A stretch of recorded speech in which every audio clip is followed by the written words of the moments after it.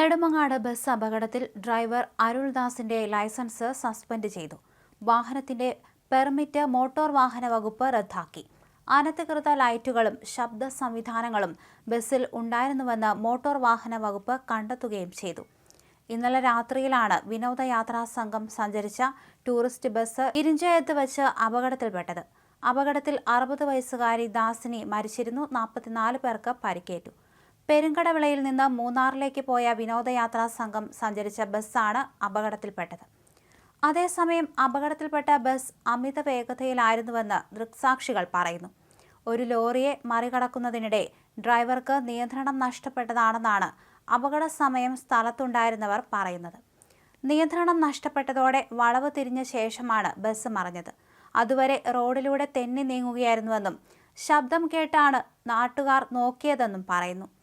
അതേസമയം നാട്ടുകാരും ഫയർഫോഴ്സും പോലീസും ചേർന്ന് അതിവേഗം രക്ഷാപ്രവർത്തനം നടത്തിയാണ് യാത്രക്കാരെ പുറത്തെടുത്തത്. സ്വകാര്യ വാഹനങ്ങളിലും ആംബുലൻസുകളിലും നെടുമങ്ങാട് ജില്ലാ ആശുപത്രിയിൽ എത്തിച്ച് പ്രാഥമിക പരിശോധനയ്ക്ക് ശേഷം വിവിധ ആശുപത്രികളിലേക്ക് ഇവരെ മാറ്റി.